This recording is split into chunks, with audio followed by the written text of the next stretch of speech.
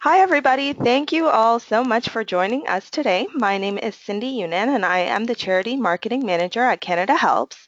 Today's presentation is Creating a Communications Plan That Works, and it will be presented by Kim Fuller from Phil Communications. Before we begin, just a few housekeeping details that I have to share with you. Well, first I want to mention that yesterday we had a webinar and we did experience some technical difficulties, and we're super optimistic that it's not going to happen again today, but if it does, if you get cut off or anything like that, we will be communicating with you via email, so keep an eye out for that. But again, we really think that they've fixed the issues, so we shouldn't have any issues at all. But we do have some people on our team standing by to help you if you do have trouble hearing us or seeing the slides. I'd also like to remind you that you will be able to hear us speaking throughout the presentation, but we can't hear you. That said, we still want to hear your questions, so if you have them throughout the presentation, simply type them into the questions log. Kim will be available for a question and answer period at the end of this presentation.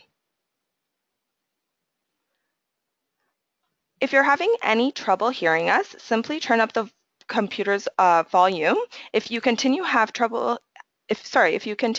trouble hearing us, look for the audio options on your GoToWebinar panel and click Sound Check. A box will pop up, click the Speakers tab on the right, and then make sure that your volume is turned way up. For the best webinar experience, it's best to close any applications that you have open so that the sound syncs up with the changing of the slides on your screen. And just a final note, we will share the links to the slides with you in an email following the presentation today, and you can definitely share them with your team or whoever else might be interested. We're also recording the webinar this afternoon, and I'll share the link in the email as well, which will be sent to you within 24 hours. For those of you who aren't familiar with CanadaHelps, I'll share a little bit about who we are and what we do. CanadaHelps is a charity helping charities. We provide charities open access to our affordable online fundraising platform and training so they can better connect with the people who support them.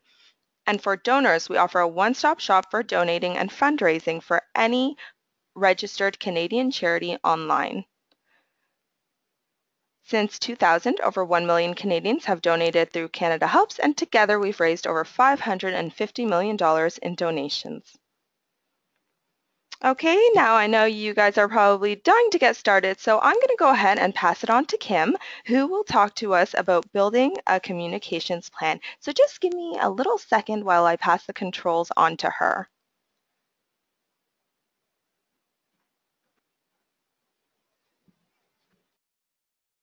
All set?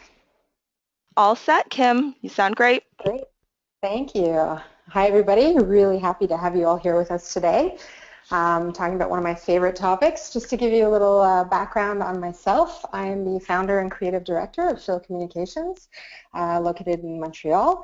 And I've been at this in the nonprofit sector for close to 20 years. I started as a graphic designer and fell in love with the nonprofit sector, saw a deep, deep need for helping the philanthropic sector professionalize, do better, and create better results. So we built Phil Communications 16 years ago in order to help organizations grow. So today I will be talking about how to create a communication plan that works. I'm used to giving this presentation in person with a live audience, so it's a little difficult to imagine you all in your underwear through your computers, but we're going to try and have some fun. We've got a lot of material to cover in a short amount of time. I want to respect the time that was allocated to us today, so we're going to jump right in and get started on what the workshop objectives are. At any time, if you're having any connection issues, like Cindy said, don't be shy, just flag it and we will deal with it as it comes. So one of the purposes of the objectives is to stop doing a bunch of things that I'm sure many of you can relate to. So stop struggling to get through each week, small initiatives that suck up too much of our resources, making excuses for why important things aren't getting done. We feel often very reactive. to all the million and one things going on, and it can often lead to weaker opportunities that distract us. So in planning a good communications plan, like any good strategy, it's going to help us get the big picture in line. We want you to be able to take the time to plan longer term initiatives and get the right people in the right places to get good stuff done, and be proactive. So feeling a little bit more in control of where things are going is always a healthy place to be, and being able to focus on well-researched opportunities instead of trying to deal with things as they're being thrown at you. So that's what we hope to get done. And in terms of what a communication plan is, some of you on the call might be familiar. You might have done one before. Others, it might be totally new, and it's something that you need to tackle this year. It basically outlines your objectives, your goals, your audience, the tools and the timetable that you're going to follow, and having some form of measuring how you're doing. I know it sounds terribly basic, but in its simplicity, we can actually dive pretty deep into certain areas that most organizations, if they haven't given a substantial amount of thought to their strategic directions, a communication plan can often seem like a daunting task. So whenever we sit down to talk with people about creating a communications plan, we always make sure that they've had the time to think about their strategic plan, and that it's been fleshed out so that the communications plan can then be birthed out of the strategic plan. So why should we bother taking the time to do this? A good communications plan helps you get clarity on where you're going. More and more nonprofits are asking to be more transparent, be more accountable for their actions. Board members want to see impact results, so this will help create measurable objectives so we know what we're working towards.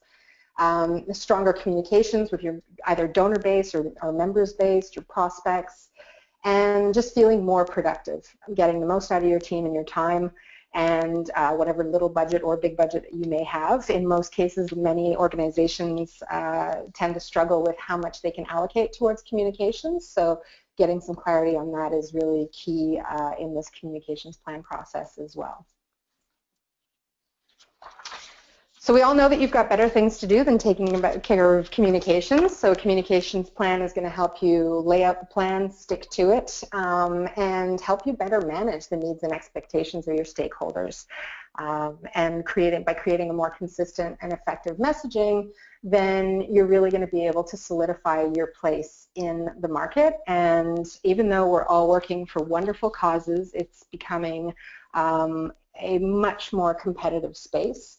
The slices of the pie are getting thinner and thinner. Government cuts, new technologies. There's so many things being thrown at the nonprofit sector right now that it's a really important time to plan things out carefully. So the core elements to consider in preparing your communications plan is that we can kind of divide it into two separate sections. The external section is more audience focused, your differentiation, how you stand out, what your message is, how you present that consistently, and what types of tools you use on the outside of your organization. On the inside of your organization, you have work to do as well for your communication, which involves gaining organizational buy-in, really having a good hold on your vision and your growth plan, identifying what the strongest relationships are and the most important ones, being able to properly harness your data, and deciding what kind of investment you want to put towards your communications. So my favorite slide that is in every presentation that I give is the one that you see before you. Often marketers will draw this process as a pyramid with the mission and vision values at the top or at the base. I prefer to look at it as a core, with the mission being at the heart of the organization and the rest radiating outward. So I don't know if it's my yoga practice that makes me very focused on the core, but I found that when we work with our clients with this model, it works really, really well to explaining how important it is to have your mission, your vision, and your values at the heart of everything that you do and everything that you produce. Once that work is done, and we're going to go through this plan step by step, slide by slide, so that you understand how to spell it all out. But from the mission and vision and values, you can then understand and identify who your audience is, what the objectives are going to be, what your positioning is going to be, and what your personality is going to be. Only then, when that part is solved, can you move to the outer ring, which is the visual identity and the messaging platform that you're going to be using. Once you've decided on your look and the way that you sound and speak and write and so on, then you can move to the most external circle, which is how you're going to get that message out. So it could be either online or in print. If you've got the budgets, it can be on radio or TV, mobile, in person. We often forget the in-person part, so we're going to be talking a little bit about how employees and ambassadors and volunteers and board members are also a really, really critical part of your communications plan. Sarah Durham is one of my favorite authors, and she runs a company very similar to Phil out of New York called Big Duck. She wrote a book called Brand Raising, and if you haven't had a chance to hear about this book, I strongly recommend it for any organization to pick up a copy called Brand Raising. She really promotes a holistic approach to communications that involves everyone within the organization step by step. And so it's important to remember that when you're creating your tools, you don't get caught up in the channels and forget the human experience, especially because we're in philanthropy. The people that you're communicating with will relate to your organization within the context of their lives. And so she explains that the art of building the relationships with donors comes in how you engage with them once they've connected. So we're always coming back to the mission and vision and values to reinforce that and help differentiate you in the way that you are reaching out to people. So the 4 essential statements that every nonprofit needs to have is obviously your mission, your vision, your values, and your positioning. And you know, as simple as this sounds, I've been amazed over the years to see how many organizations can confuse these statements. They sometimes melt together. So there's missing some clarity into that. So I'm just going to go over a few of them here and just set the record straight. So I've very oversimplified it by saying, you know, the mission is the process, and it's the basic purpose of your organization. It doesn't have any numbers attached to it. It's really why the organization was founded or is being founded in the first place. It describes the reasons why you're in the sector, and one approach to creating your mission statement is to consider the 3 main aspects of your being, you know, your purpose, your market, and your expertise.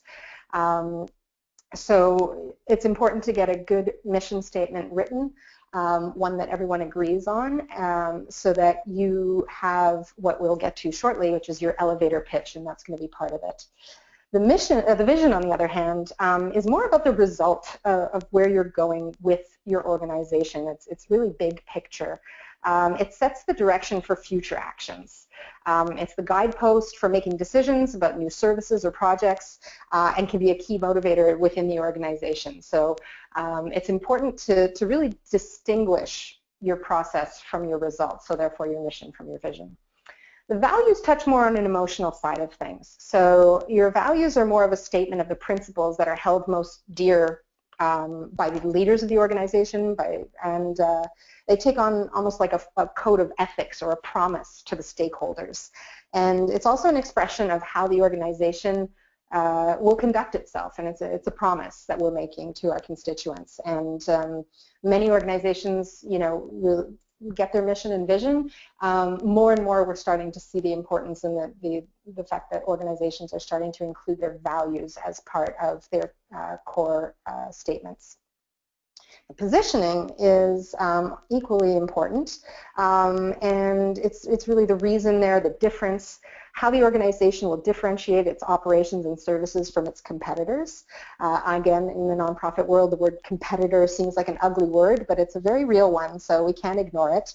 And it needs to be, the positioning needs to be an expression of the strengths that the organization holds. So I find that this one's often overlooked, and we need to spend more time with that. So that being said, once the mission and vision and values and positioning are ironed out, they need to be given to everyone so that everybody's on the same page. And it's equally important when you're working with creative suppliers, consultants, that they have these things on hand so they really have a good hold on what's happening within the organization.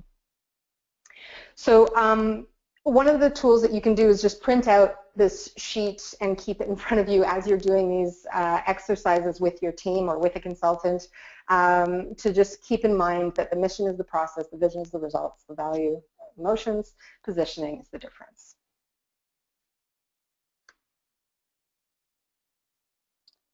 So the target audience is the next big thing to focus on. Who do you want to engage with? Proper segmentation is key. It's like thinking about it as the spinal cord of your organization. If it's healthy and it's aligned, all the rest will work better. And if it's not properly aligned, it's a pain in the butt.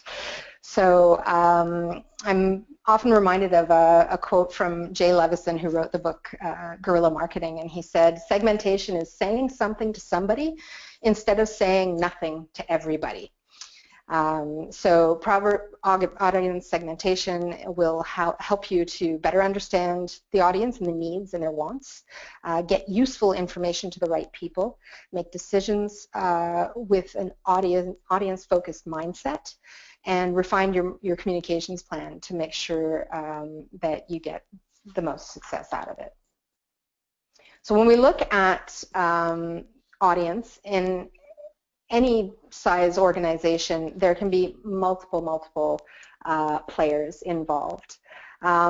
We have to start by recognizing that not every person is equally drawn to every organization. So the purpose of audience segmentation is to identify those who have an overall, who are most likely to appreciate and value your cause or service so that you can promote your organizations directly to them. The goal is to find people who will be the most satisfied by your services or by your cause, and be clear on how you're fulfilling a need of some sort. Basic audience groups for nonprofits can be split up as I've drawn in this little flower here, be it employees, volunteers, donors, board members, etc. But we also have to keep in our sights the competitors, the investors, the role that government plays, the community. What you can do as an exercise with your team is to take some sticky notes and write down all the different players who come in contact with your brand and your organization, and try to group them up.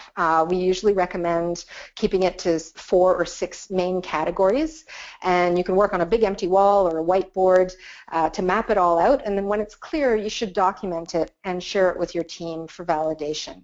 Once you know who you're talking to, it'll be a lot easier to know what to say to them. So we can start by looking at who's involved or touched by your organization. So just for simplicity's sake, we've broken it down to the 3 categories that most organizations can relate to. So either their fundraising, their programming, or their advocacy. You want to include different members of your organization when you're doing this exercise so that you cover all the bases, from the fundraising team, volunteer coordinators, executive directors, and employees. Everyone in your organization is touched with different people at different times. So it's important that you include as many participants as possible to not get tunnel vision. So as this slide is showing, we've got in fundraising, it can be individuals, corporations, foundations, and government. Programs is almost the same thing, but we've got patrons and sometimes members. And when it comes to advocacy, we're looking at community leaders, policymakers, could be the media, journalists, etc., and obviously influencers. So what you can do is, again, using this kind of table, you can figure out what is the kind of tone and style and approach that I need for each. It is not a one-size-fits-all, but there are core values that carry across all the target audiences.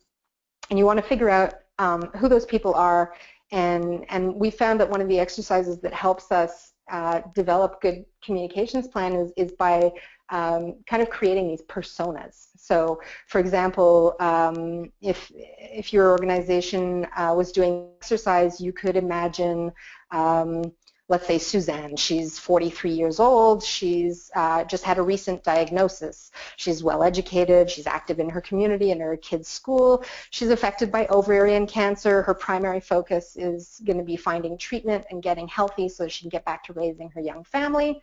She's also concerned for her loved ones and wants to make sure that they have resources available to them to help them through their difficult period. So that would be more in our programming or in our services category, where we would think about Suzanne and think about her as an individual and say, okay, this is, how do I get across, what do I need to be helping Suzanne with? And when we break it down into really putting a real face to a stakeholder, it really can help us better carve out our messaging. We could also think of somebody, let's say Jack, who's a 58-year-old man whose mother has Alzheimer's. He's middle-class professional, divorced with child support to pay, sole caregiver of his parents as his siblings live out of the country, for example. He would, let's say, wants to use his strong network of friends to raise awareness and money for this debilitating disease, and he wants to ensure that his mother has the best care possible. So by trying to imagine who our main audience is, it can really help shape, like I said, the way that we approach the different tones, the different styles. Just in those two examples that I gave, the tone, the style, and the approach can be a little different. You have someone who's concerned about raising money to find a cure. You've got somebody else who's living the disease who really wants to get treatment but also find a way to educate her loved ones. So you need to find that balance between the sensitivity but also creating concise information that people can digest really easily. We'll get into how to do that shortly. In terms of brand distinction, it's really important to understand how people make decisions and how your choice of communications can affect their decision making. One of my favorite guys is Simon Sinek, and he wrote this amazing book called Start With Why. He says that people don't buy what you do, they buy why you do it. And since I read his book, I've really found that there's so much of this that resonates in the nonprofit world, especially the way that he explains the golden circle. So for those of you who haven't heard of him, please Google him. He's fantastic. He's got this great little YouTube video where he explains the golden circle. I'll try to do it justice here, but it basically boils down to understanding that the what is, it creates the demand for the products and the services. And the part of the brain that's activated when we talk about or think about the what is the neocortex. And it's a very rational thinking. And as we move down to the why and we pass through how, which creates the demand for the content, we get to the why. And the why creates the demand to join a cause, a community. It's bigger than, it's bigger than all of that. So the part of the brain that's activated is the limbic part of the brain, and that's the part of the brain that's more in touch with the emotions, and it controls the decision making. So we often find that people are prone to talking about the what, and they don't dig deep enough to get to the why. And when you do, it changes everything. So a lot of the work that we do is very why focused, and even when we sit with our clients and we talk, and I ask them why over and over and over again until we really get into something juicy that's worth sharing with the constituents, and that's really when we can see some impressive results. So organizations tend to believe that they are different from other organizations when really they're not. When someone says that their differentiator is that they provide excellent customer service or superior care, That's not what sets them apart. Providing those things is standard for what you do. The differentiator that separates you from the rest is how and why you do it. So that's why we need to spend a lot of time really digging deep into the how and the why. And as you can see here, when a brand knows how to differentiate itself, you see much, much stronger results. So you want to ask yourselves, what is not being addressed by the competition, and fill that gap.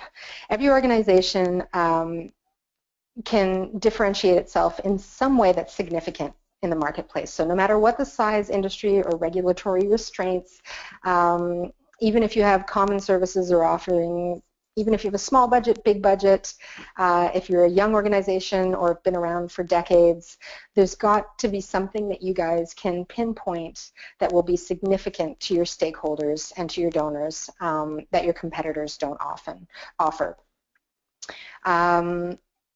The problem with traditional approach to differentiation is that finding and staking claim to a gap that's not exploited by other brands is more and more difficult to do, even when a brand has a functional advantage. So it's even harder to sustain it over time, as a good performance is likely to be quickly copied by competitors. So we've seen that in a lot of peer-to-peer fundraising examples where there's people jumping on the bandwagon, and then people doing the first walkathon, and then next thing you know, everybody across the country is doing their walkathon, or hiking up Mount Kilimanjaro, for example, and so even if you see quick success in something, it doesn't last for very long because somebody comes up and copies what you're doing. So it's really important to spend the time to develop meaningful points of difference and doing it in a really authentic way.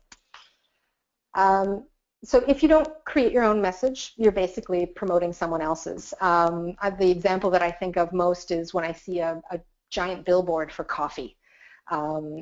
I'll rarely, if the poster is pretty generic, I'll rarely remember what company was actually trying to sell me the coffee. I just actually want a coffee now. It doesn't matter whether it's Starbucks or Tim's or Second Cup. So they've basically done a good job for promoting coffee, but they haven't necessarily done a good job at promoting their particular shop. So we need to be careful in advocacy and in all of these things where we are trying to raise awareness for our cause. We also need to be mindful to keep our own brand top of mind, and that's important to get straight through your communications. Your brand is the DNA of everything that you do, so you've got to define it, you develop it, and live it. And focusing on standing out, which is what I was just talking about with the differentiation, is going to help you be remembered by your audience. So how are we going to do this? We like to start with top 10 words that describe your organization and your values. So how do you want people to feel when they visit your website or attend an event or read your material? What are the words that you want them to remember? What would you want them to tell a friend when they're talking about you? These are the kind of things that you can sit down and brainstorm as a team, with or without outside help. It's really important to try and narrow it down to your unique value. And then we can do what we call the mother test. And the mother test is basically based on the words that you've put together.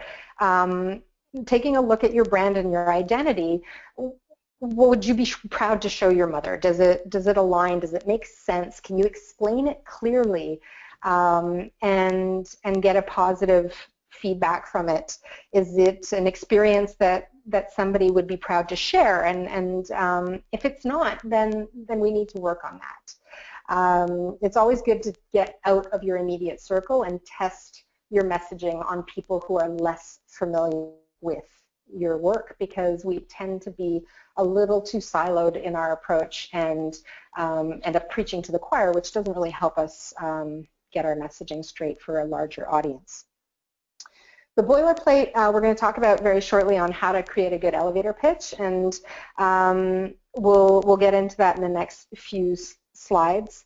You need to be able to have everybody on your team, on your board, to have a good understanding of where your heart and your head is at in regards to the organization, and we'll look at that in a moment.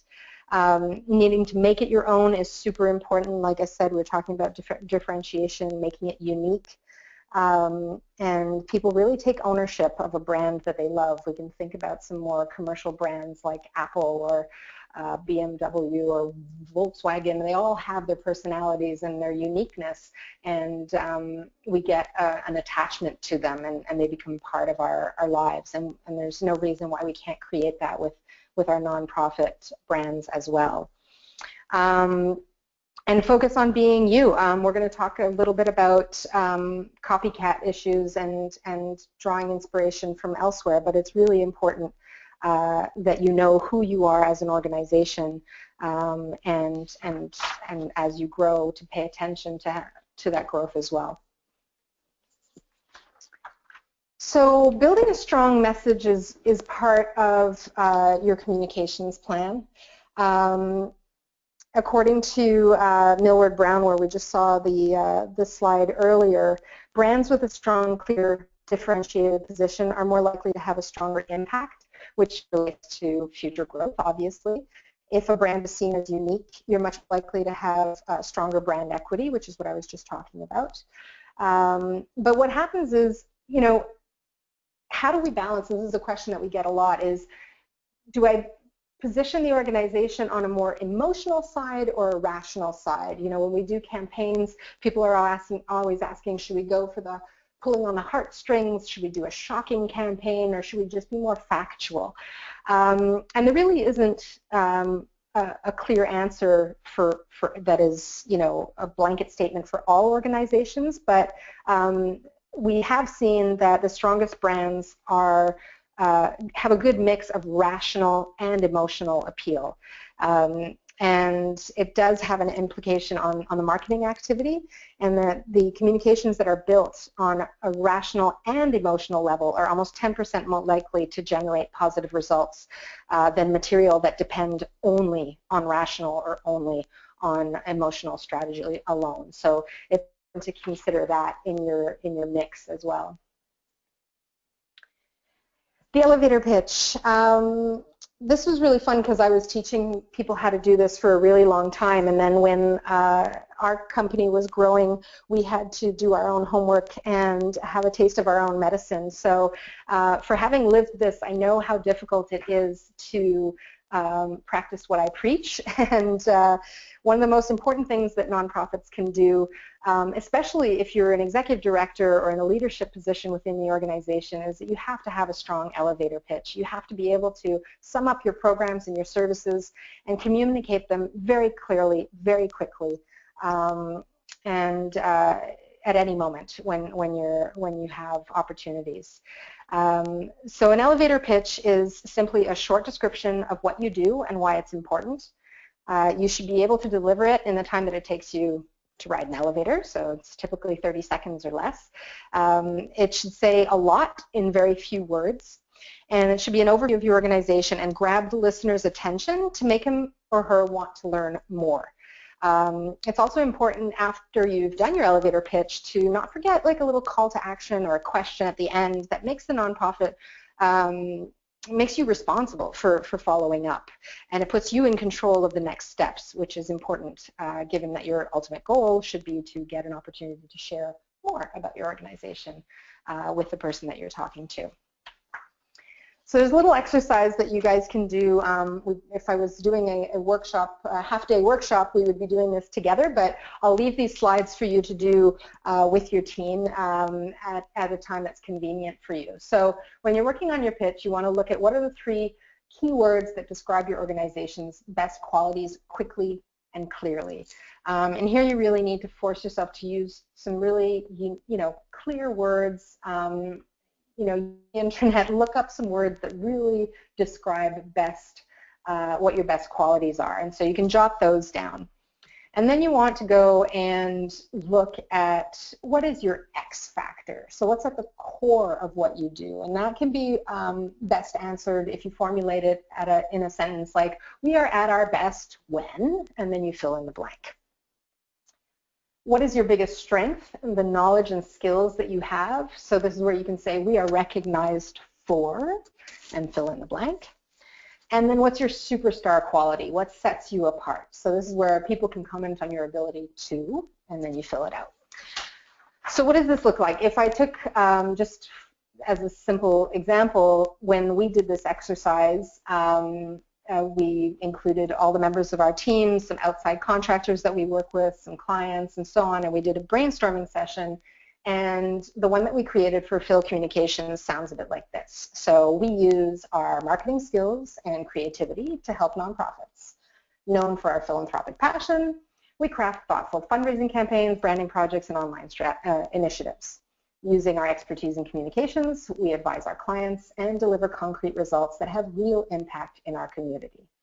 Thanks to our many years in the sector, we quickly understand our clients' most urgent needs, enabling us to offer effective and affordable solutions. So when people ask us what we do, I don't word for word spit out what I just read off to you, but it is what gives me the base for those conversation starters, especially that we're unique in our field. So people often have a lot of questions and don't really know what to do with my elevator pitch once I've given it to them. So my little lead back is I ask the organization, what's your biggest challenge this year? And then I put the question back on them, and then we start having a dialogue about what they're facing. And usually I can tie it back to how our services could probably help them out. So in the same sense that if you were to do this exercise with a possible donor or so, or somebody that you're looking to partner with for an event, for example, you would have your little elevator pitch, and then you could branch off with a call to action or a question that would prime the conversation to go a bit further. So you can use this slide to fill in on your own time and work through your elevator pitch. When you're doing that, you want to think about your sector and the problems that you're trying to solve. Really, why does your organization exist? You think about the solutions, what does success look like, highlight the differences, what makes you stand out, and use real stories. The most wonderful thing about working in the nonprofit sector is that you all have amazing stories. If I was a regular marketing and communications person selling toothpaste and cars,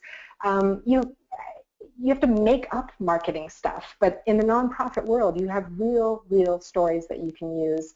So you want to figure out how can you incorporate some personal experiences that impact, that show your impact in the community. So those are some things that you can use to discuss with your team and help shape what your elevator pitch could look like. Why do we bother doing this? The personal aspect that I was just mentioning gives your brand its personality and its warmth, and that's what's going to help get your organization to the next level. And it's really important to spend the time needed to develop it, because if you don't, you're just constantly scrambling. And if we go back to that first slide where I said we want to stop being reactive and we want to be more proactive, getting your message down is going to be a way to do that. You always want to be continually delivering on your promise, and staying mindful of your message and keeping it consistent. So how are we going to do that? You know, keeping your message consistent is just as important as developing it in and of itself. Many organizations get a little bipolar or have multiple personalities, and it can really create brand confusion, especially if you're in a marketplace. You know, like if you're a breast cancer organization, for example, you're certainly not the only one in your city or in your province or in the country. And so if you're not developing your message consistently, it can be a detriment to the organization. Now, being consistent doesn't necessarily mean that you have to be less creative with your marketing and your communications. You want to stay consistent. What we usually recommend is a 30 rule. So by that, we recommend that you have obviously brand strategy, some guidelines, and we keep them firm, and 30% should remain flexible. The flexibility includes things like language and cultural differences, target market variances, donor behavior nuances, and other strategic issues that can come up and sometimes are not exactly planned for, or we just have to have things malleable enough. So really having a strong core, but also allowing ourselves to adjust when necessary. The communications that you put out there obviously have to be transparent and reflect your organization's identity. So go back to that slide mentally in your head about having the mission and vision and values at the core of everything that you do. Why do I keep harping on this? Is because the more that you do that and the more that you're consistent with your messaging, the more the message is believable and memorable, and it'll help you build trust, especially among new donors, and loyalty among the donors that you already have. So that's why it's really important to stick to the plan. So how can we do this? Tying your communications to your fundraising initiatives, ensuring your message is in sync, determining what types of tools are specific to the audience that you're trying to reach.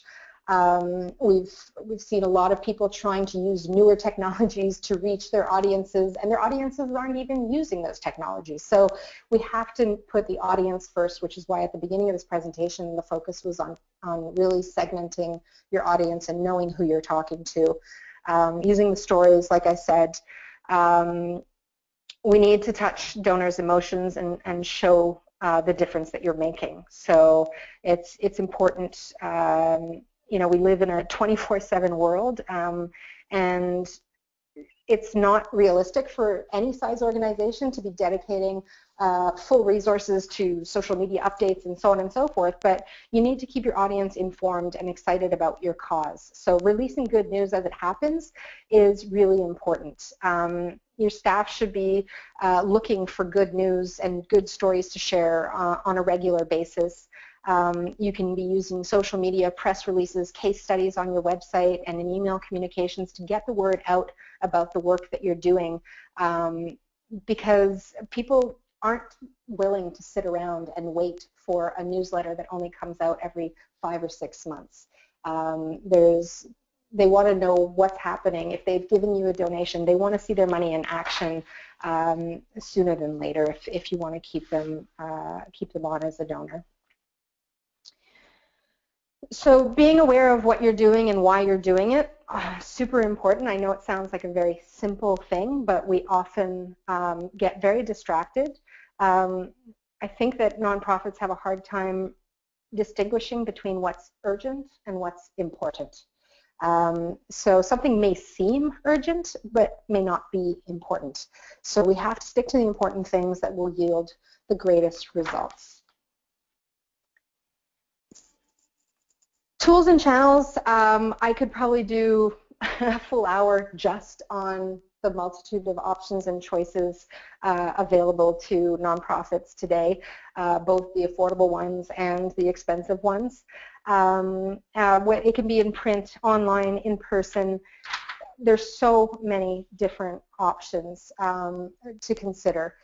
And so one of the things that we recommend is that you take the time to do informal focus groups if you can't afford formal research.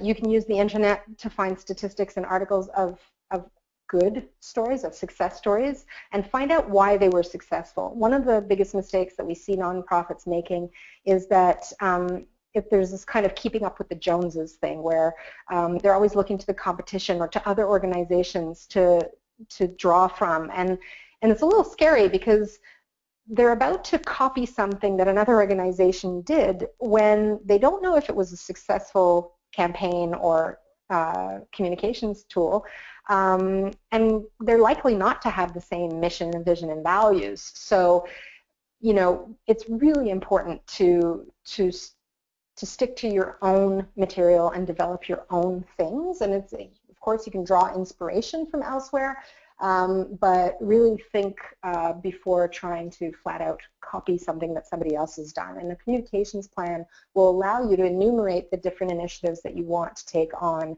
and help you stay focused and avoid those kind of spur of the moments, ooh, it would be really cool if we did this kind of thing. One of the things that we often recommend as well is that when you have people on your staff who are doing these focus groups and research, is to document it somewhere. Far too often we see that the work is done by an employee, and then when the employee leaves, all of that information leaves with him or her. So make sure that there's a process in place for not only gathering the information, but then documenting it as well. So in terms of choosing and creating your successful tools, you want to develop tools that make sense for the core of your organization and the people that you're trying to reach. You have to recognize that you will likely not have the budget to cover all the channels. So you want to choose the channels that will help you raise the most awareness and money with as little resources as possible. It really requires being honest with yourself and being ready to give up old ways of doing things that may no longer yield the results as they used to. And to just recognize the limitations and surround yourself with people who can help get you where you need to go.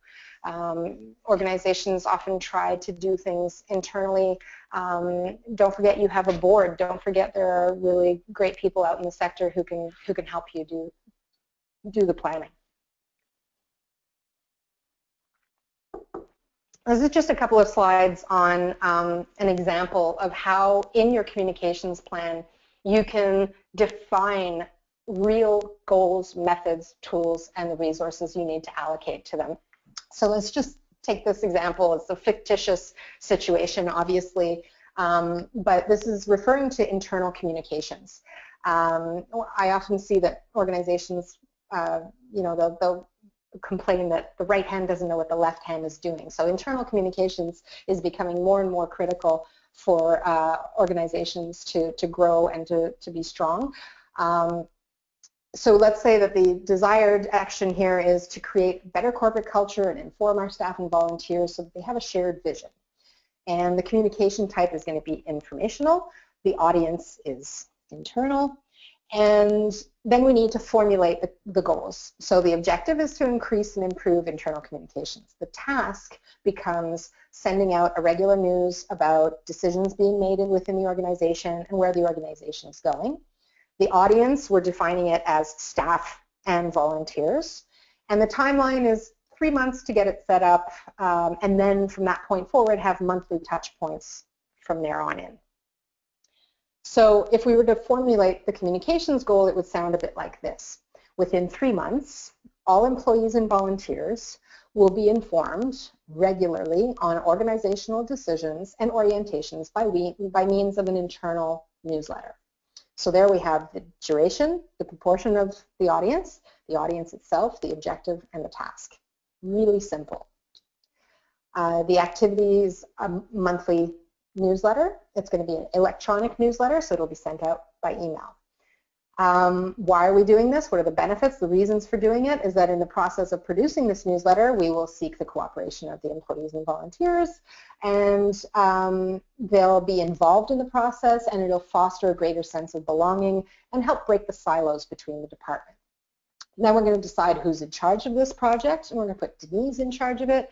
And we're going to talk about the budget. Well, the budget, we don't really need money since we already have our email system set up within the organization, but we do have to keep in mind that even though we're not physically spending any money, Denise's time is going to be costing our organization. So we figure Denise spends about a half an hour every month checking in with her teammates and collecting the information, and then if she spends about an hour or so putting together a short little newsletter and then a half an hour to send it out and follow up and do some technical things, we could estimate that Denise could be spending about 2 hours a month of her time on this. So it's important to remember that when you have a staff member working on something, that is a cost to the organization, even if it doesn't involve printing newsletters or paying for other things. You are paying for staff time. And then you give yourself a deadline, and you plan for, you know, everything to be ready to go by the end of April, so your first issue could go out May 1st, for example. So that's an example of how you can put together some internal communications with a real tangible task at hand. Now if we look at an external communication example, I just picked a, you know, a kind of a drop-in center for young women as the client, and that the communication desired action is to increase their clientele. That it's going to be in print material. The audience is obviously external, and the objective is to convince their audience to use their services once a month. So they're going to create a flyer.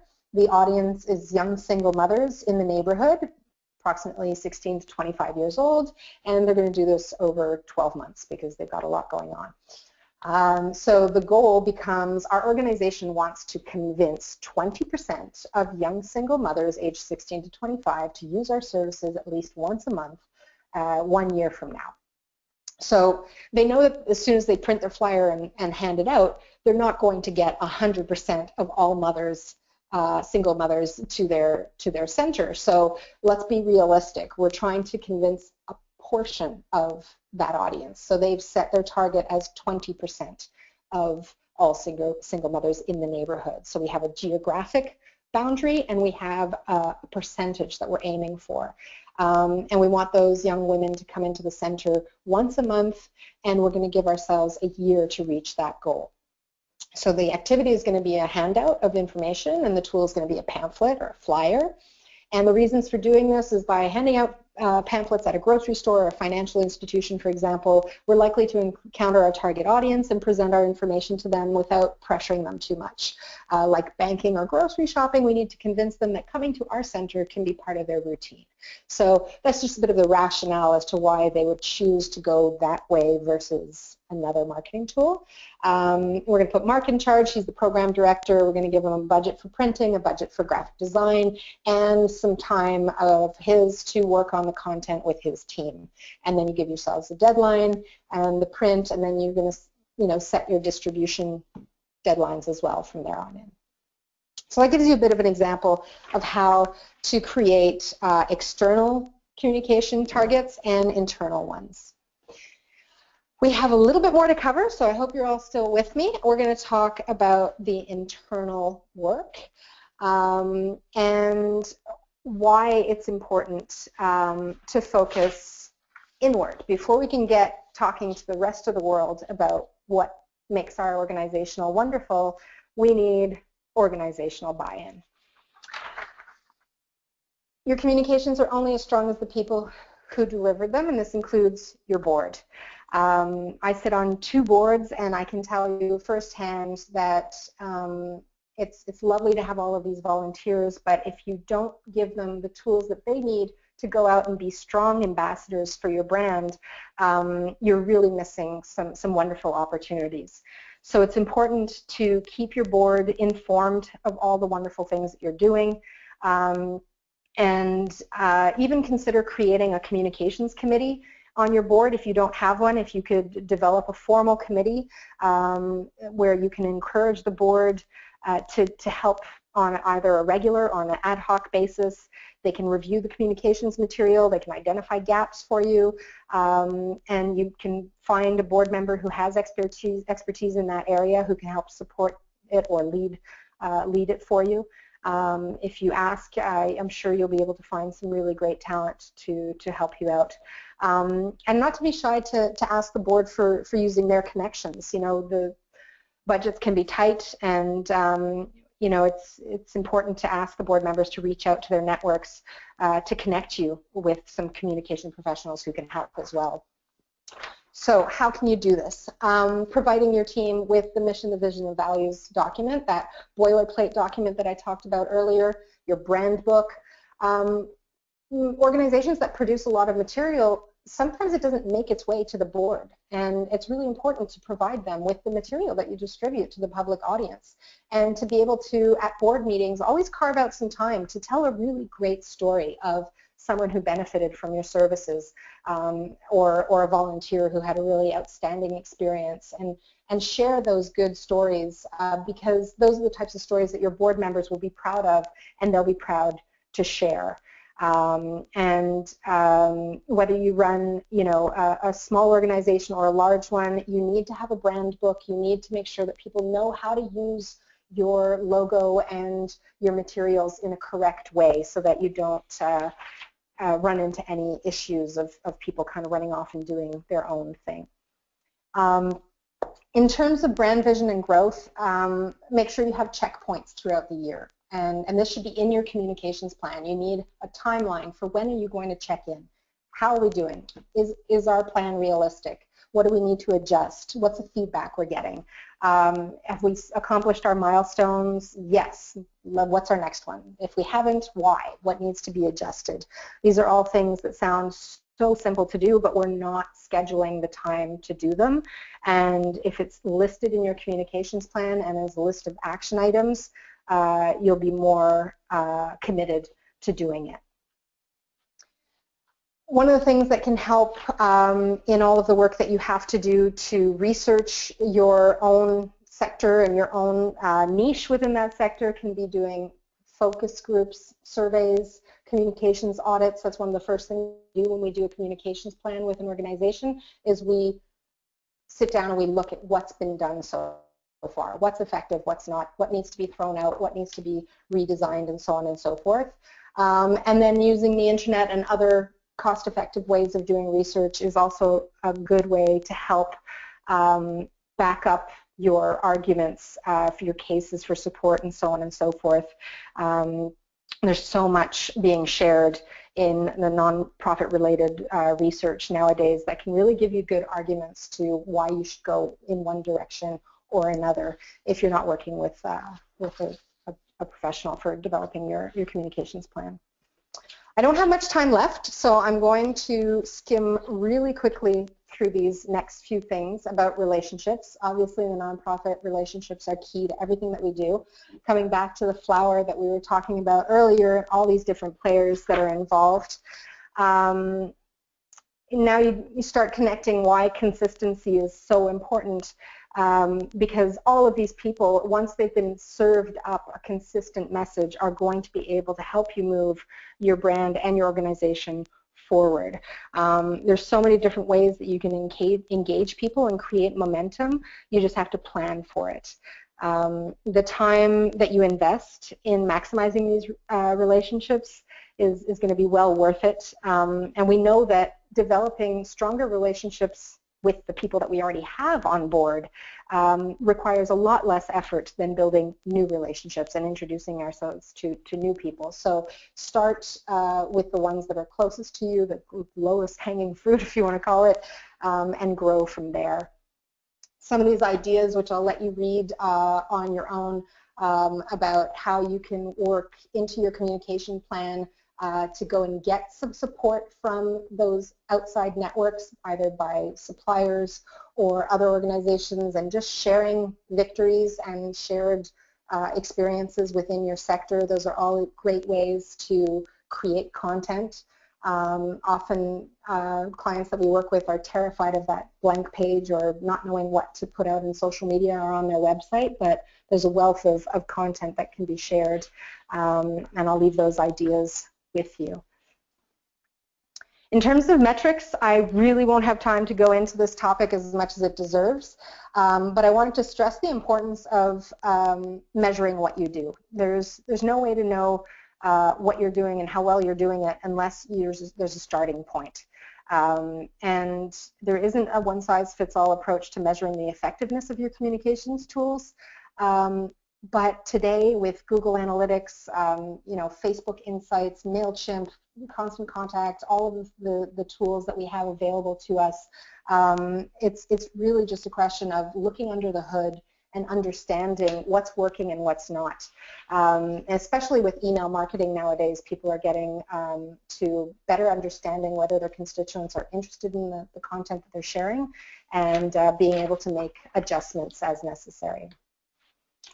In terms of investment, this is always the part where people laugh and say, "Ha, budget, what budget?" We have no budget for marketing and communications. But if you were to set aside a budget, even if it's not 10%, you need to break it down into what needs to be produced, what needs to be assigned to outside consultation, what type of purchasing that you're doing in terms of media, or if it's Facebook ads or anything else that you're considering, and then the production of special events as well, if that's appropriate to your organization. And even if it's small amounts, it's really important that you specify what you're willing to spend, because it can change. You know, if you're launching a new program, it's going to require increased marketing budget for the first year or two. So you'll need either more money to invest in that area, or you're going to have to do less on other fronts. So you have to look at your maturity level, what you're trying to achieve that year, and see how much is it going to take realistically to get it all done. You need to look at the size of your market, the size of your target groups, what stage you're at, launch, maturity, or decline.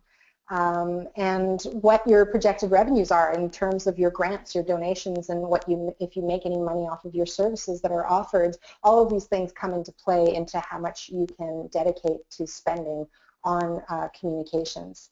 And you also have to think about the amount that you're willing to invest to acquire a new donor. This seems to be something that the larger organizations are used to doing, but the smaller ones less so, but it's equally as important. For your tools, you want to think about how much money you're spending on your branding, your print, your website, your social media presence, etc. For exposure, you should also include the conferences that you attend, or trade shows, or fairs that you go to. And you should also include your memberships if you're part of an association or a club. These are also great ways to get your organization known, and they're worth the investment. So you want to be able to find your niche and set your goals and make some noise. Usually by this time of the presentation, I've run out of time, and I'm cognizant that it is just past 3 o'clock. So I'm going to leave you with the next 10 slides or so that are wonderful reference for really considering a multi-channel approach for your communications. I'm not going to get into each one of them and read them off, but they are here for you to focus on how to be donor-centric, how to use a multi-channel approach, how to integrate them across all the channels. And these are things that you should think about. What order are we doing things, and using the data that we have available to us to measure how we're doing and how we need to set up our timing for these things, if there's peak times in the years, etc. And getting to know your donor and doing those personas, like I mentioned, is really important for segmenting and knowing who you're talking to. And like I said, bringing everybody on board between the programming, fundraising, the board level, and the administration. Get people talking so the right hand does know what the left hand is doing. And I will open it up for questions. Is everybody still there?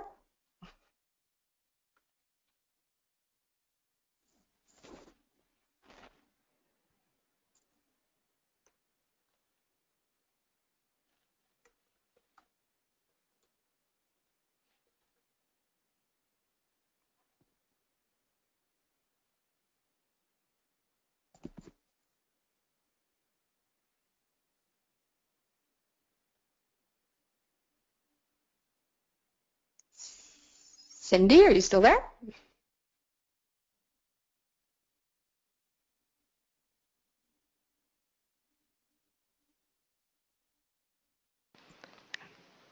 Hello, Kim. Yeah. Hi, Kim. Okay, I'm here. I was trying to talk out loud, but I guess you couldn't hear me. But I'm glad we have each other here now. Do you just want to take a few moments to answer some questions that are coming in? Absolutely. Be Okay, happy to. awesome. Now we're getting so much great feedback on the presentation. I have so many people saying thank you. It was an amazing presentation. And then I do have some questions coming in. Great. The kind of Okay. thing I could talk about all day long. So trying to sum it up in under an hour is really tricky because, I mean, putting together a communications plan can take anywhere between, 3 to 6 months. So to try to explain how to do it all in less than 40 minutes is quite a challenge. Oh, exactly. And there's just so much to talk about. But I think that the audience learned so much today. There was so much great content in there. So I'm going to go ahead and ask the first question. Um, Kimberly wants to know, who was the quote from the target audience segmentation from? So I think in the beginning of your presentation, there was some quote about the target audience segmentation. Do you know which one that is? Let me just go back and have a look at what slide that would have been. Target audience. Oh, Jay Levinson. He wrote a book called Guerrilla Marketing. Okay, awesome. So, And not gorilla like the ape. no. Yeah, exactly. Can you just spell his last name for everyone? Yeah, sure. It's Jay, so Jay, and his last name is Levinson. Okay, awesome. Thank you so much, Kim. Okay, our next question is from Joanna. She has a great question here. She wants to know if you can give an example or some ideas for a call to action at the end of a pitch without sounding too intense. um, I think the greatest success that we've seen is when you almost make it a little less about yourself. Because what you're trying to do is you're trying to find where that connection is being made with the person that you're talking to. So when I used my example of how I do my spiel and I explain what Phil Communications does, then I say, hey, Cindy, what are you struggling with? And then all of a sudden you're like, ooh, I get to talk about me, and then I find some points where we can relate. So when you've had an opportunity to do your spiel, then open that up so that you bring that person in somehow and that you can kind of give it some context in their world. Like I said at the very beginning of the presentation when I was referring to the author of Brand Raising, and she says that we all relate to organizations differently. So you want to find how you can be relatable to that person, because then they're going to be wanting to listen to you more. And if they listen to you more, then you can give a little bit more, and push a little bit more from your end. But you don't want to do that too soon. Does that help answer the question? Absolutely, Kim. That was very clear. Thank you so much. Okay, I do just want to remind people, because I'm seeing some questions about the webinar recording and slides. So I want to remind people that we will be sending an email out within a few hours of this presentation, and it will include the link to both the slides and the webinar. Okay, let's see. Allison is wondering if she wrote, hello, I'm wondering if we use similar methods if we are trying to attract users rather than donors.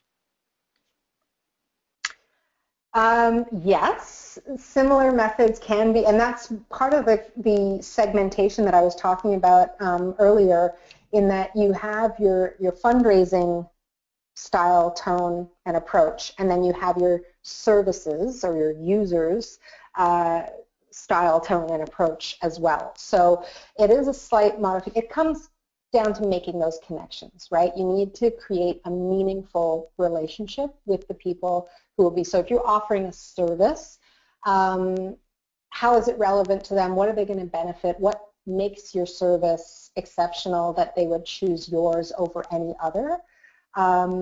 It's almost the same as, why should I give to your organization if I was giving money as a donor? You need to come up with those arguments of why you're better, why you're different, what the impact is that you'll make. The difference is that with a user, they are the beneficiary, right? Whereas a donor is giving money for somebody else to benefit, and the benefit for the donor is to feel good that they had, that they participated in a philanthropic act. So the short answer is yes, many of the approaches that we use for donors can be used for users. Thanks so much, Kim.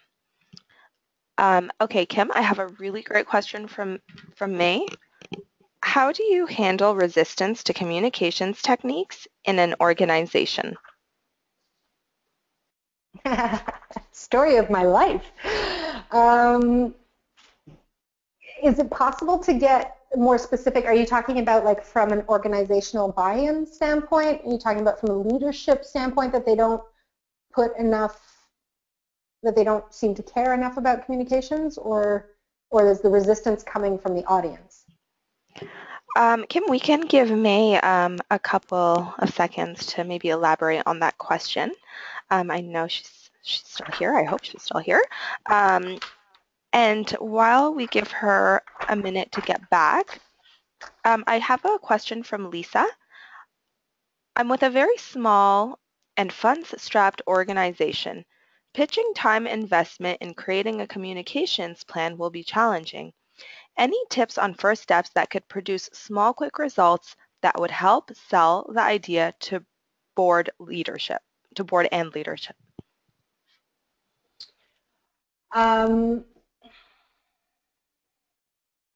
Yeah, this is what we do every day, is try to explain how important it is to get it done. It's almost like you're trying to explain to somebody that you're at point A and you want to reach point B. You're driving around and you don't have a map and you don't have GPS and you only have a certain amount of gas in the car. The likelihood of you running out of gas before reaching point B because you don't know how you're getting there is one of my main arguments for why it's important to have a communications plan. And usually when you explain it in that kind of storytelling way, people kind of go, oh yeah, that would be kind of stupid because I would never leave point A not knowing how to get to point B and just take a shot in the dark. It wouldn't be wise. And the fact that organizations do this time and time again is shocking because it's fiscally not sound to be taking risks like that. You wouldn't not plan any other aspects of your organization in terms of programming, in terms of staffing, in terms of every other choice that you have to make for your organization. Why would you plan less for this when it's the most outward-facing portion of your organization? Does that help? Gotcha. Yep, that absolutely helps. Thank you. Okay, Kim, May got back to us, so I'm going to read her response.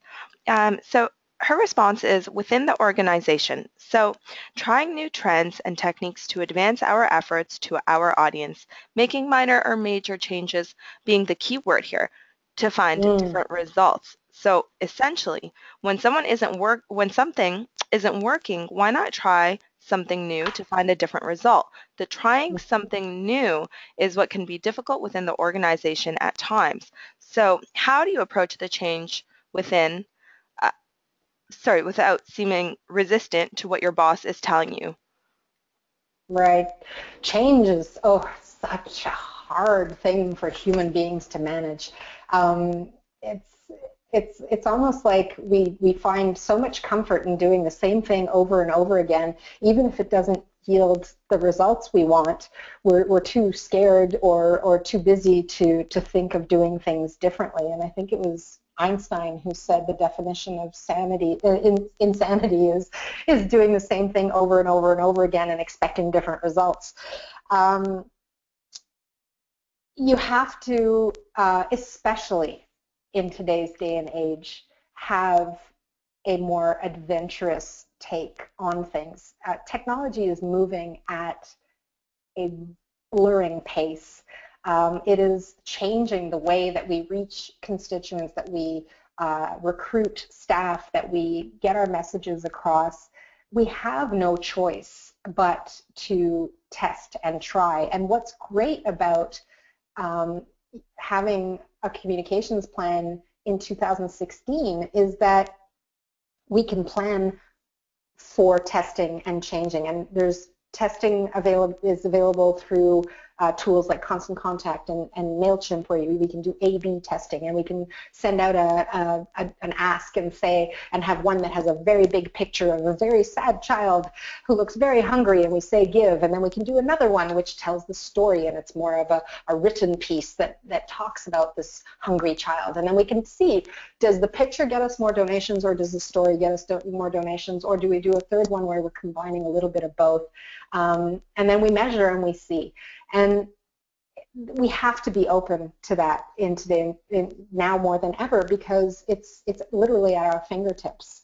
And to not take advantage of that is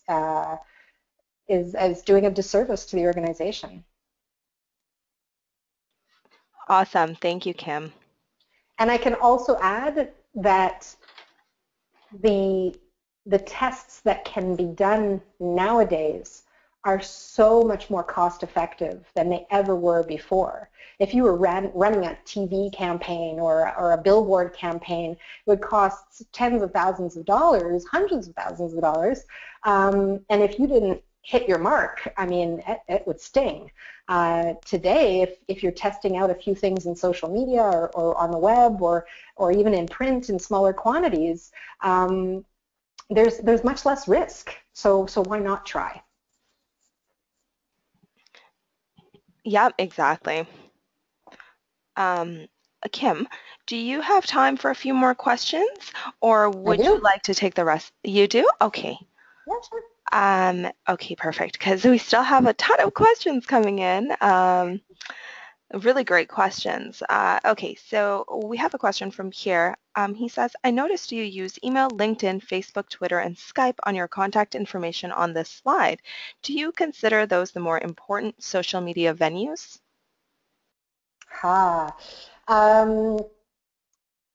In general, Facebook is proving to be a #1 channel for nonprofits. Twitter is very time-consuming and requires a pretty robust team, or at least a dedicated person to monitor that channel and to produce content for it. I use LinkedIn for business development, so the ones that are on my thank you slide are really relevant to me and less about what would be best for a typical nonprofit. There are so many things that come into play in terms of choosing the channels, and again, I could have spent half a day just talking about tools and channels, and I had to skim through it really quickly today, but in choosing what social media channels to start with, you need to look at who your audience is. So once you understand who your audience is, then say, where do those people live? Are they on LinkedIn? Are they on Twitter? Are they on Facebook? Let's go to where they play. Let's be there. Because if you just try to spread yourselves too thin, it dilutes your efforts, and it's not going to work. What we recommend is starting small and seeing how the experience goes, measuring the results, getting feedback from people, and then adding channels as you go. But just to have accounts for the sake of having accounts is worse than not having any accounts at all. Thanks, Kim. May just has a comment in response to your answer to her, and she wrote, I had similar thoughts. Your reassurance confirms. Thank you. Okay, and I have a few people asking if you by any chance know of any sample communication plan templates that can give them ideas for where to start in presenting all of this. They can be found online. There's anything that can be found online these days. I'm hesitant to point people in one direction or another because so much depends on how much time you want to dedicate to preparing your communications plan, whether you work with an outside consultant or whether you do it internally, whether you're bringing in volunteers or pro bono help to make it happen, and the size of the organization, the the strategic plan. Like, what are you trying to achieve? If you're going into major fundraising mode because you've got you're trying to raise $5 million over the next 3 years, your communications plan has to be very different from an organization that has maybe smaller goals for the short term. So there are a bunch of working tools available out there. We have our own set that we work with our clients, but it really is tailored to the type of organization. Thanks, Kim. Okay, Mark wants to know, do you have a comment on how useful infographics are? Love them. Wish people would make more of them. We are in a day and age where we are just bombarded with information, and nobody has time to even wait for their coffee to reheat in the microwave. It's like we're so impatient. We just want things immediately. And we need to be communicating in bite-sized pieces so that it's easy to digest, and infographics allow us to do that. That being said, creating infographics is an art. It's being able to take the complicated and making it simple. And we've seen really great success with infographics. I mean, fortunately, we have a team of in-house creative people and graphic designers, so that's part of what we do. But what we've seen is that when we've taken, for example, we build a lot of annual reports and other types of brochures for our clients, and they'll have this page of statistics and really boring sounding information. And what we'll do is saying, hey, instead of having this as paragraphs and one-off charts and a few things here and there, what if we converted this to an infographic and made it just a full page? And then that full page infographic can be a little poster that you can share, that you can use on your social media feeds, that you can use as a handout that board members can keep in their purse or in their bag for when they're walking around. They say, hey, you want to know this great organization that I'm helping? This is what they do. And we did that with one of the women's shelters that we work with, and they had all these statistics of the number of women that use the day center, and how many showers were taken, and how many beds were used, and how many legal consults and psych consults and meals were served, and so on and so forth. And when you put it with just simple numbers and icons and drawings, it looks quite impressive, and you can really capture a lot of information in a very short period of time. Thanks, Kim. Okay, our next question is from Giovanna. She wants to know if you can tell us the name of the book with the golden circle slide. Oh yeah, it's on that slide. It's called Start With Why. Okay, great. And the gentleman off to the left is Simon Sinek, and he spells his name S-I-N-E-K. Okay. Okay. And he's got a bunch of things you can sign up for on his website, which are really fun tips and great ways to get to the heart of what you do. All right, thank you for sharing that with us.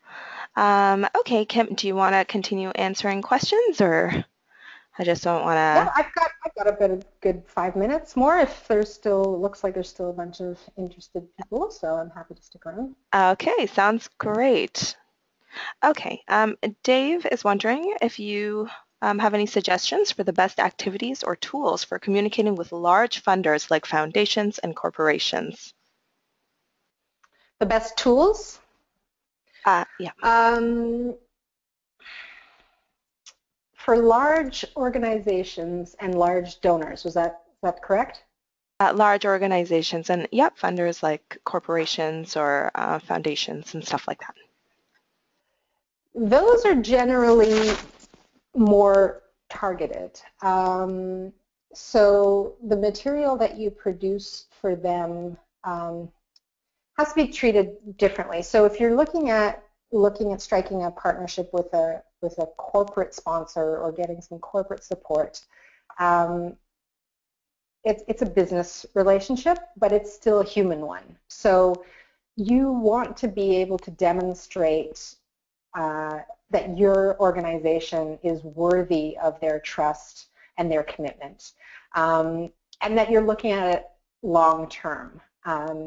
And we're always caught in the present moment in the panic of, oh, we need this right now. But with corporate partnerships, you really want to be presenting them with a business relationship that makes sense to them, and that they can see that not only are they living their corporate social responsibility portion of their business, but that they somehow get a return on their involvement. So either that it's going to help their image, or that it's going to help them engage with their employees, or that they can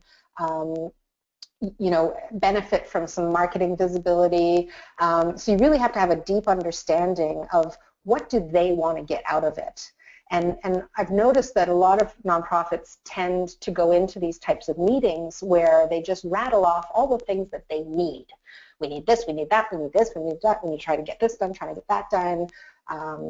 And it's really important to pause and ask them how they see their philanthropic contribution, and why it's important that they help your organization, and then get that conversation going. But not just leaving them a general pamphlet or telling them to go to your website.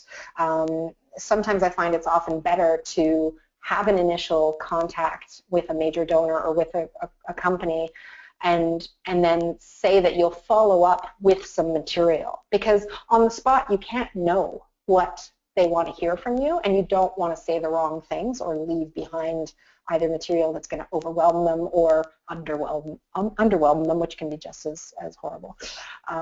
So it's really relationship based, and just doing a lot of listening. We forget that it's a two-way street. Does that help? Absolutely. Thank you. Right. Okay, well, why don't we take time to answer one more question, and then we will end the webinar for the day, and I'll send the slides and the recording to everyone just to keep for reference. Okay, is that okay? Yes, absolutely. Okay, so our last question is from Judy. Kim, how important is an organization's website in attracting donors and members? How does it compare to Facebook? Actually wrote a blog article about this a little while ago. The website is cornerstone to all our communications today. A Facebook page cannot replace an organization's website. There's the way that the relationship between the website and social media should be is that you want to get people from your website to go to your Facebook page, and you want people from your Facebook page to go to your website. So again, two-way street where you're encouraging people to go and find different types of information in the appropriate channels. So the website becomes your home base for all your material. So your case studies, your examples, your stories about your donors, your stories about your volunteers, your stories about the people who benefit from your services, or your the actions that your organization takes, and everything is in there. And then you have to use Facebook differently. Facebook is a different type of engagement,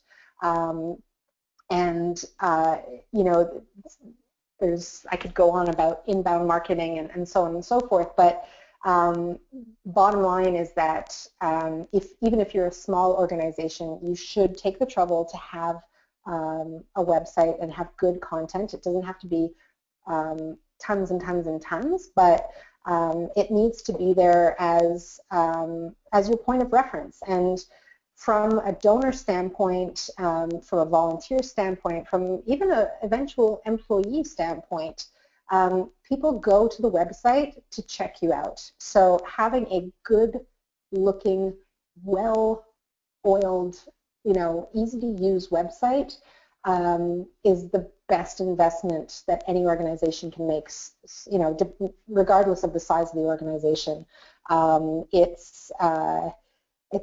equate it to meeting somebody for the first time and getting a bad fish handshake. It's the worst experience, right? But when you meet somebody and they stand up tall and they give you a firm handshake, your entire perception of that person's abilities and character are assessed in a split second. And that's how people treat websites. We form opinions, we look at the website, and we decide. If it's sloppy and it's hard to use and you can't find anything, that's a direct reflection of your organization. So does that mean that you're a sloppy organization? I'm not going to give my money to a sloppy organization. So you really have to take the time to do less, but do it well. That was a really great explanation, Kim. Thank you for that. And thank you so much for being here today with us. We really, really appreciate it. And I know the audience does too. I've gotten so much great feedback on it. A lot of people are saying they learned so much and they actually, have a lot of stuff that they can take away from the presentation and put towards their own marketing at their organization. So thank you. Super. My pleasure. I could go on all day, but I recognize that we have to get back to work. So thank you everybody for including me today. And like my last slide shows, I encourage everybody to reach out online and get in touch with me if you have any further questions. I can always be reached by email as well, so don't be shy. Okay, wonderful. Thanks, Kim. Have a good day, Thank you. everyone. Bye-bye.